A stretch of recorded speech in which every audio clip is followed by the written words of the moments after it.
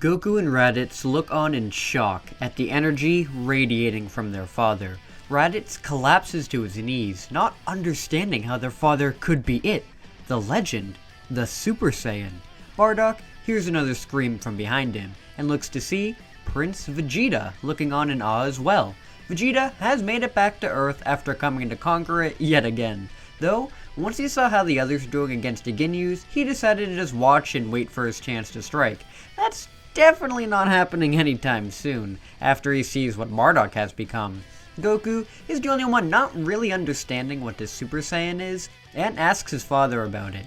Bardock tells him that the Super Saiyan is a legend that's been passed down throughout the Saiyan generations. He managed to achieve it through training with Kami on Cereal. Through their training, Bardock realized how helpless he truly was in power, and how his inability to do anything caused his wife to die and his sons to be lost for years. With all of that anger and rage he had, it exploded into this, the Super Saiyan. Though it's not really as legendary as he thought it would be. He's pretty much equal to Kami right now, and isn't sure if they can take out Frieza. Goku tells him he's pretty sure that they'd be able to, since if Vegeta over there joins them too, then Frieza should be a piece of cake. The others turn to Vegeta to see what he has to say. Vegeta knows that if he turns against Frieza now, then he'll be killed. Though, right in front of him is the legendary Super Saiyan, which was achieved by Raditz and Kakarot's father, a low-class Saiyan. He tells them he'll stay and train with them to defeat Frieza. However, he's only doing it so he can learn the Super Saiyan power for himself. Raditz doubts that anybody else could be able to get this power, but if there is a slight chance, then he wants to try it as well. If all of them can get the Super Saiyan power, then there's no way that Frieza can defeat them at all. The healer Namekian, who really needs a name by the way, so suggest a name for him below, goes up to Kami, telling him he's really happy that there are other Namekians out there in the universe. He'd like to introduce him to Monaito, who is the guardian Namekian of this planet, since he knows he'd love to meet him. The group follow the healer Namekian up to the lookout, where Kami and Monaito meet. The two Namekians explain their stories to each other, and are thrilled to find out that they each have their own set of Dragon Balls, so they're in the same clan. Monaito seemed to be a little bit better though, since he only has two and they don't turn to stone after a year, which makes Kami a little jealous, but he thinks his is still really cool. Monaito knows that with all these strong powers on this planet, then the threat of Frieza is imminent.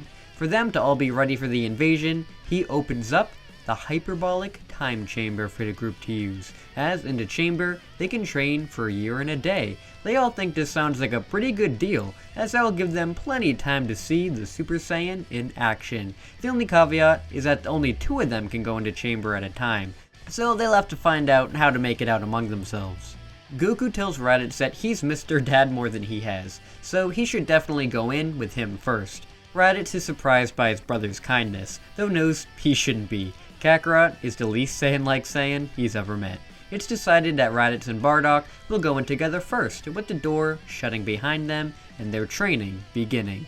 Bardock and Raditz catch up, with him figuring out more of what Bardock had to go through on Cereal, and how he discovered the Super Saiyan form.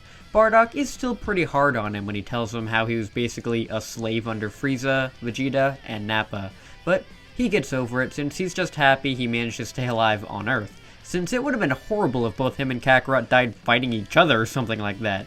Through their training, Bardock is impressed with Raditz's Kaioken, since it has an insane multiplier, but it will also tear your body apart the more you use it, so it's just more beneficial to find a way to use the Super Saiyan. After an entire year of rigorous training and Bardock's harsh words, Raditz is finally able to evolve himself into the legendary Super Saiyan. Raditz is surprised he was able to get the form at all, and is even more surprised to see that his father actually looks proud of him. That's something he never thought he would see in a million years. The two leave the chamber, with Raditz showing off his new power to everybody, and Goku being very proud of his brother. This, however, really angers Vegeta. The weakling Raditz was even able to get this power before himself? He's not gonna let this slide. Vegeta grabs Goku by the ear and drags him into the chamber so they can begin their training.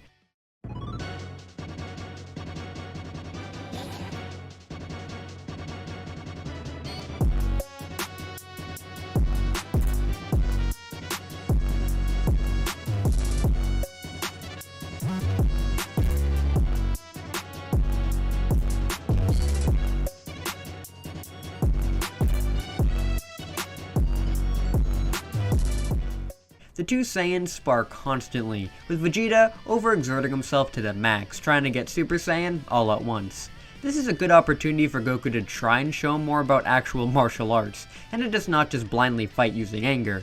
This of course makes Vegeta even angrier, and he pushes more into Goku. He's no match for him when he uses his Kaioken technique though, and Goku makes sure to hold back enough that way he doesn't just kill Vegeta. With all of these factors of anger playing into Vegeta, and the rough pressure of the chamber itself, Vegeta is able to erupt into Super Saiyan out of pure hatred for everything, exploding in energy past Goku. Goku is happy to see Vegeta getting this form himself, with Vegeta fighting him into form to show how he's improved. Goku is able to hold his own to his surprise in his Kaioken, which just goes to show how much that he needs to evolve this power, so he can actually be a match for Bardock, Nat Kami, and even Frieza himself. Of course, through the rough training with Vegeta, Goku is able to unlock the Super Saiyan himself. Surprisingly, being the last one out of all the remaining Saiyans to do so. His form is stronger than Vegeta's though, due to Goku having the higher base power of the two, which Vegeta definitely hates but is constantly trying to fix. This year, into Chamber isn't just a growth through their powers, as it grows their relationship as well. Goku learns more about Vegeta's years with Frieza, and everything he went through up there, with him trying to console him since he understands what Raditz went through. Vegeta doesn't want to hear it, but deep down is thankful for being accepted as a friend in Kakarot's eyes, as if he stays here, then he may actually have a place to live and restart the Saiyan race possibly. He's too proud to ever admit that out loud of course, but being in here has definitely made him a lot better of a person. He knows he's never gonna fully change until Frieza is dead however. With this new power of his, he's gonna kill him himself. Once they leave the chamber, they've all managed to become Super Saiyans. Bardock is happy to see that his sons have gotten this power for themselves, and knows that with all the training that they've done, maybe they can finally defeat Frieza. The fated day eventually arrives, with Frieza arriving on Earth to get revenge for the Ginyu Force. Once Frieza meets with the Saiyans, he's surprised to see Vegeta standing among them. He jokes that he figured he'd betray him eventually, and join him with the rest of the monkeys.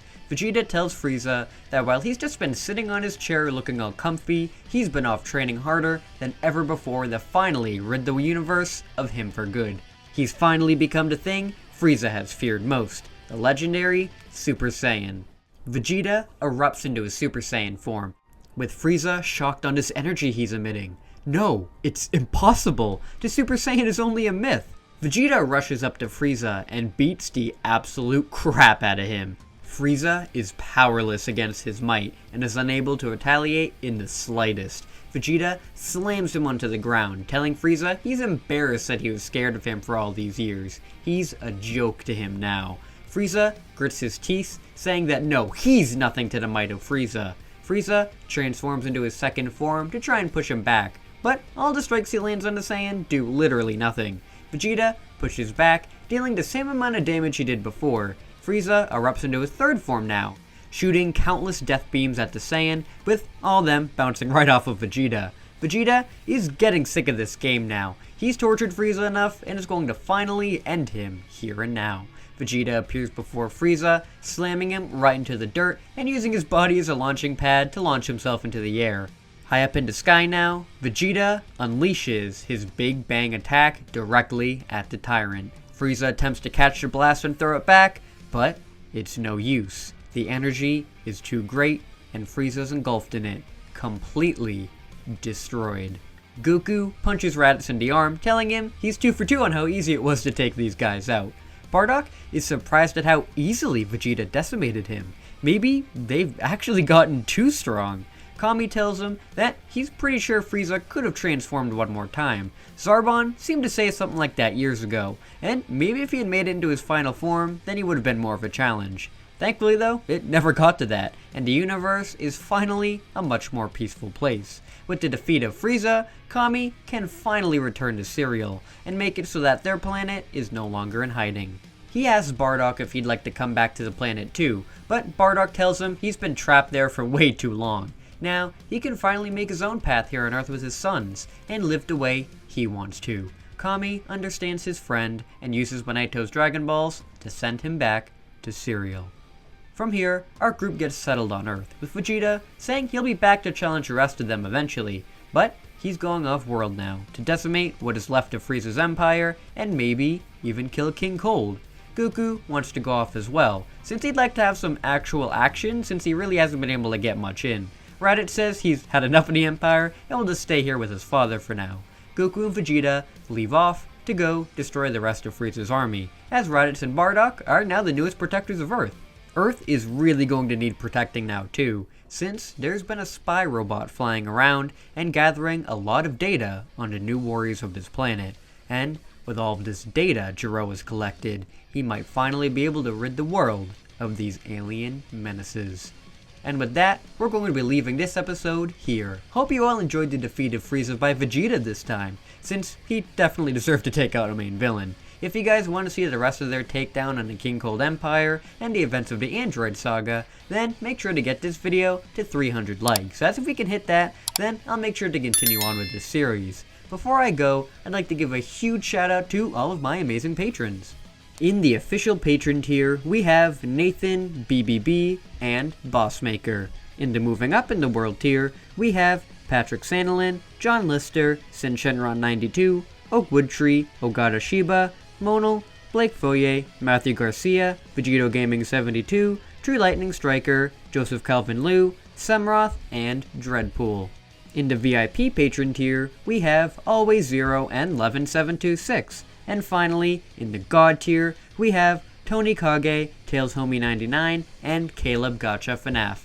Thank you, especially you three. You guys are absolute gods. And thank all of you so much for watching. Until we meet again, you guys. See you later!